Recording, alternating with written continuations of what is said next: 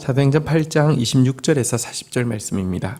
26절 주의 사다가 빌립에게 말하여 이르되 일어나서 남쪽으로 향하여 예루살렘에서 가사로 내려가는 길까지 가라 하니 그 길은 광야라. 27절 일어나 가서 보니 에디오피아 사람 곧 에디오피아 여왕 간닥의 모든 국고를 맡은 관리인 네시가 예배하러 예루살렘에 왔다가 28절 돌아가는데 수레를 타고 선지자 이사야의 글을 읽더라. 자,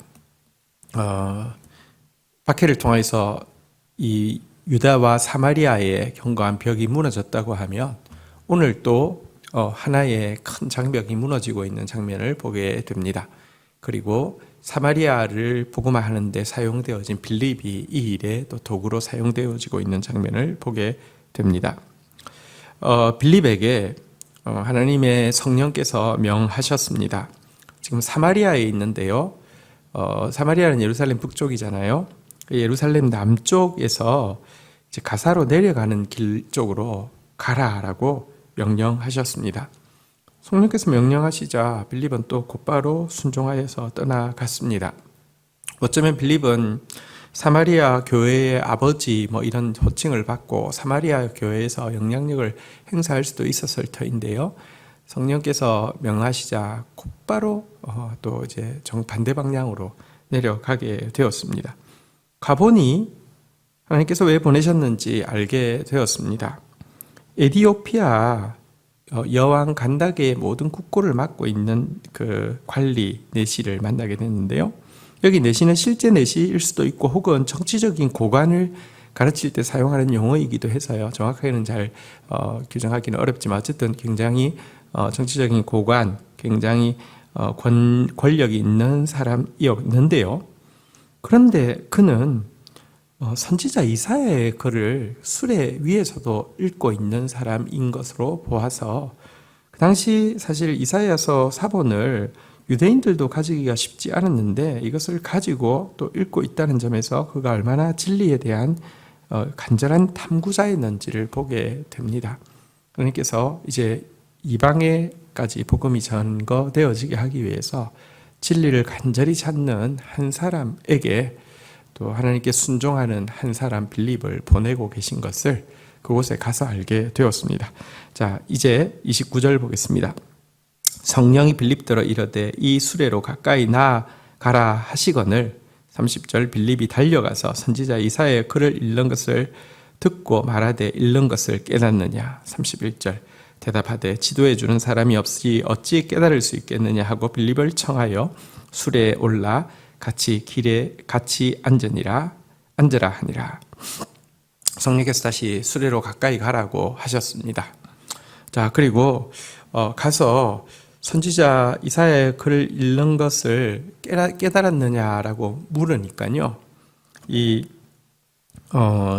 네시는 지도해 주는 사람이 없으니 어떻게 깨달을 수 있겠느냐라고 하면서 와서 이게 무슨 말인지 좀 알려달라고 하며 수레에 함께 들어오기를 청하는 장면을 보게 됩니다.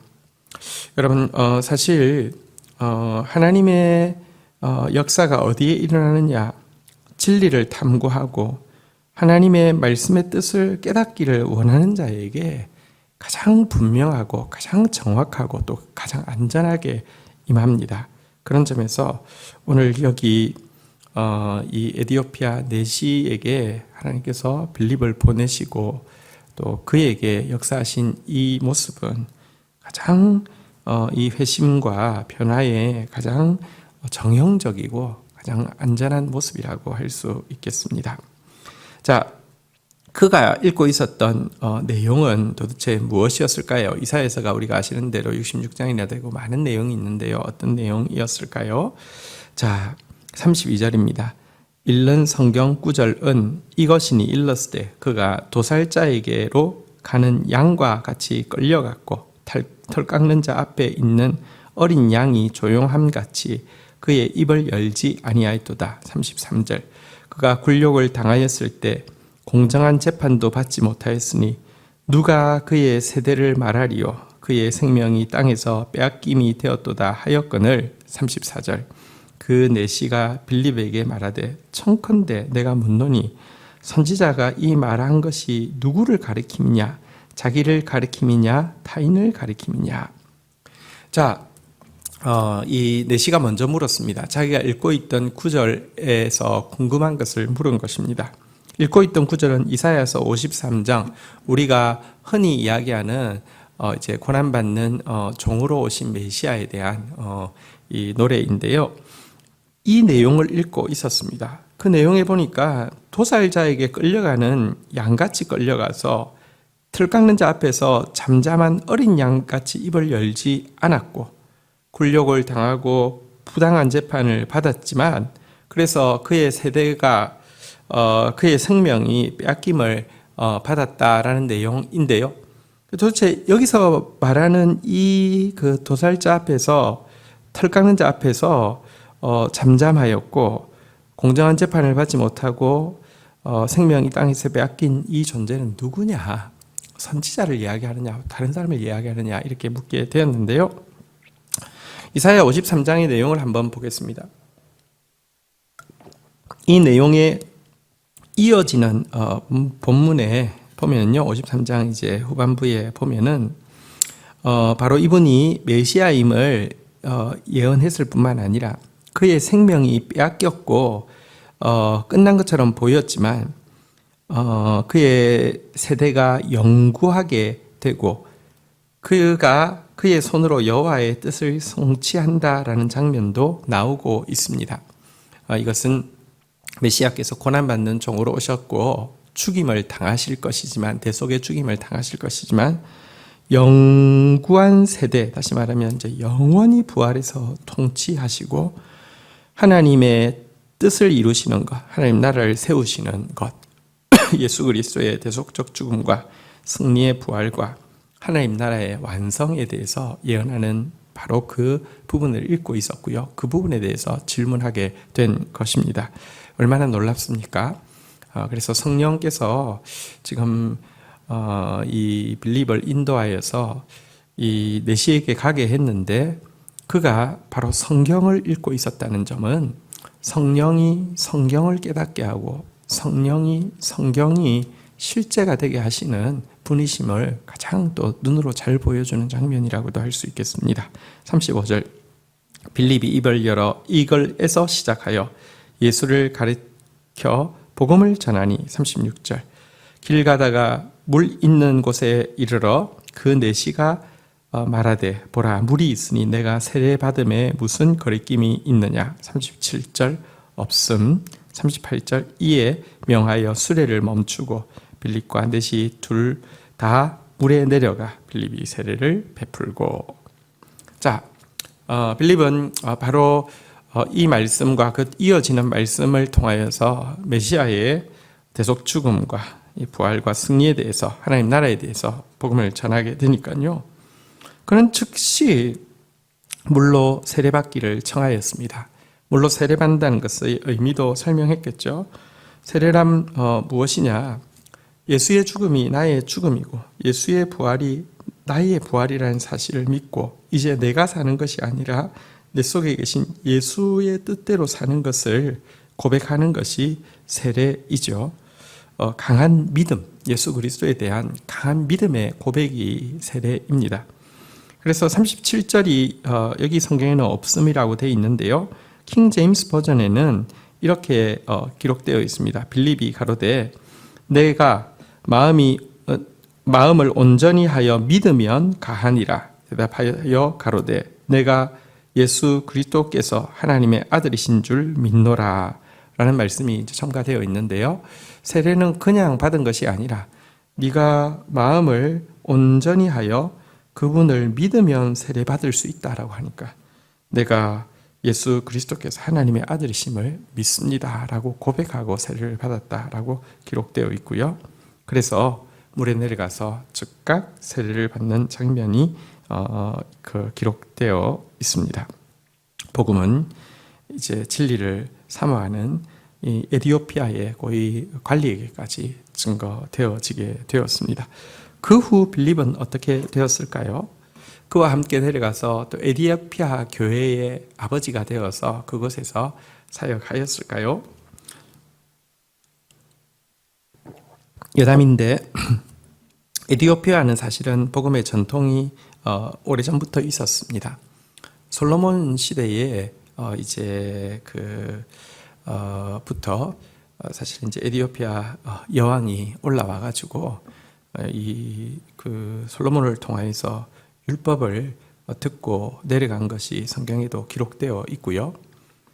그리하여서 그 이후에도 구약의 전통이 있었기 때문에 이 고위 관리에게도 이와 같은 회심의 역사가 있은 것이지 갑작스럽게 된 일은 아닙니다. 그래서 사실은 에티오피아로 빌립이 내려간다고 하면 아마 이미 구약적 기반을 가지고 있는 에티오피아에 신약의 교회가 힘있게 이루어지고 정말 에티오피아의 아버지 이런 이름으로 불려졌을 수도 있을 것입니다. 자, 그러나 39절 볼까요? 둘이 물에서 올라올세 주의 영이 빌립을 이끌어 간지라 내시는 기쁘게 길을 가므로 그를 다시 보지 못하니라. 40절 빌립은 아소도에 나타나 여러 성을 지나다니며 복음을 전하고 가이사랴에 이르니라.